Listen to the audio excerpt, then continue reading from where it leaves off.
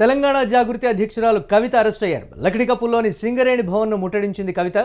సింగరేణిలో డిపెండెంట్ ఉద్యోగాలను పునరుద్ధరించాలని, అలాగే మెడికల్ బోర్డును వెంటనే ఏర్పాటు చేయాలని కూడా డిమాండ్ చేశారు. రోడ్డుపై బైఠాయించి కవిత నిరసన తెలిపినటువంటి పరిస్థితి ఉంది. కవితను అరెస్టు చేసి పోలీసులు పిఎస్కు తరలించినట్లుగా తెలుస్తోంది. దీనికి సంబంధించి మరిన్ని అప్డేట్స్.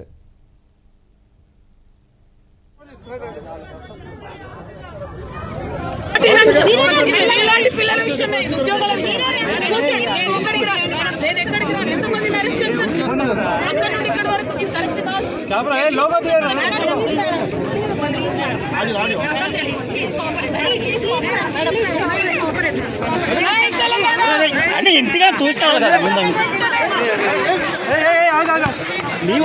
ఈయన తోచింది.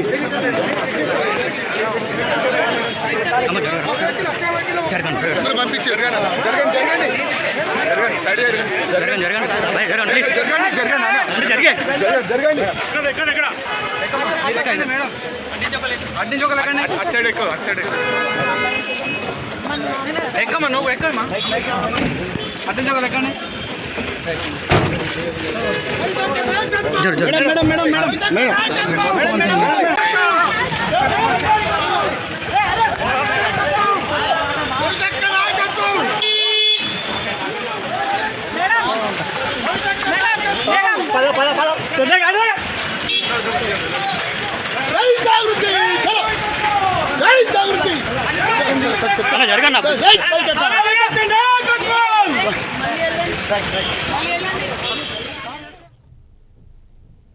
సింగరేణిలో డిపెండెంట్ ఉద్యోగాలను పునరుద్ధరించాలని, మెడికల్ బోర్డును వెంటనే ఏర్పాటు చేయాలని కూడా కవిత డిమాండ్ చేస్తున్నారు. రోడ్డుపై బైఠాయించి కవిత నిరసన తెలపడంతో పోలీసులు అరెస్టు చేసి పోలీస్ స్టేషన్కు తరలించినటువంటి పరిస్థితి ఉంది. దీనికి సంబంధించి మరిన్ని అప్డేట్స్ మా కరెస్పాండెంట్ సతీష్ లైవ్ ద్వారా అందిస్తారు. సతీష్, కవిత అరెస్టుకి సంబంధించి అప్డేట్స్ ఏంటి? దీనికి సంబంధించి కవిత చేస్తున్నటువంటి ప్రధాన డిమాండ్లు ఏంటి?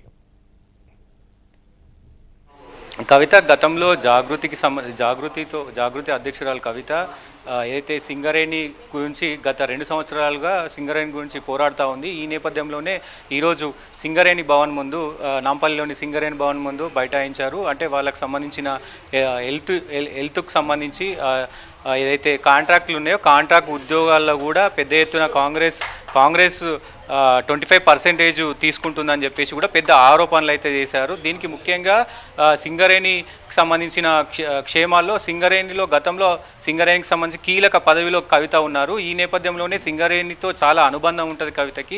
సింగరేణి నుంచి కూడా జాగృతిలోకి చాలామంది నాయకులు అయితే జాగృతిలో జాయిన్ అయినారు. సో ఈ నేపథ్యంలోనే వాళ్ళకు అండగా ఉంటూ ఈ కాంగ్రెస్ వచ్చినాక 2 సంవత్సరాల్లో చాలా పెద్ద ఎత్తున ఈ సింగరేణి కార్మికులకు సంబంధించి పెద్ద ఎత్తున అక్రమాలు జరుగుతున్నాయి. వాళ్ళకు ఏదైతే హెల్త్కు సంబంధించిన బోర్డు ఒకటి ఏర్పాటు చేయాలి అని చెప్పేసి కూడా పోరాడుతూ ఉన్నారు. ఈ నేపథ్యంలోనే ఆ భవన్ దగ్గర మొత్తం రోడ్డు పైన బైఠాయించి నిరసన తెలుపుతూ ఉన్నారు. ఈ నిరసన తెలుపుతున్న ప్రయత్నంలోనే శాంతియుతంగా ఈ నిరసన తెలుపుతూ ఉన్నారు కవిత గారు. వీళ్ళకి బైఠాయించడంతో ట్రాఫిక్ జామ్ అవడంతో అక్కడ పోలీసులు ఊటావుటున వచ్చి కవితని అరెస్ట్ చేసి నాంపల్లి కోర్టుకైతే తీసుకెళ్లారు.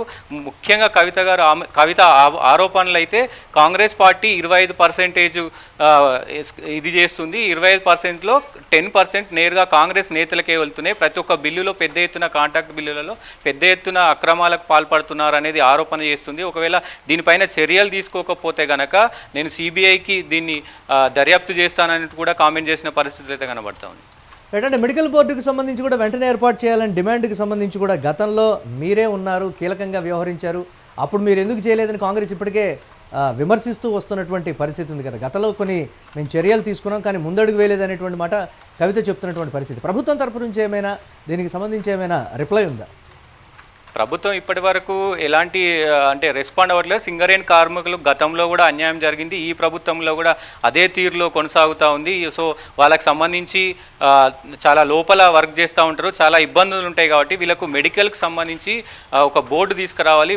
హెల్త్ ఇష్యూస్ చాలా వస్తాయి కాబట్టి దాన్ని పునరుద్ధరించడానికి బోర్డునైతే తీసుకురావాలని చెప్పి పెద్ద ఎత్తున ఆమె ఇది చేస్తూ ఉన్నారు. ముఖ్యంగా వీళ్ళకు కాంట్రాక్ట్ అంటే ఏదైతే వీళ్ళు పనిచేసే దాంట్లో కాంట్రాక్ట్కి సంబంధించి పెద్ద ఎత్తున ముడుపులు ముడుతున్నాయి. కాంగ్రెస్ పార్టీకి కావచ్చు, బిల్డర్లకు కావచ్చు, అందరికి కూడా దానికి సంబంధించిన పెద్ద ఎత్తున ముడుపులు ముడతాలని ప్రధాన ఆరోపణ అయితే చేస్తూ ఉన్నారు.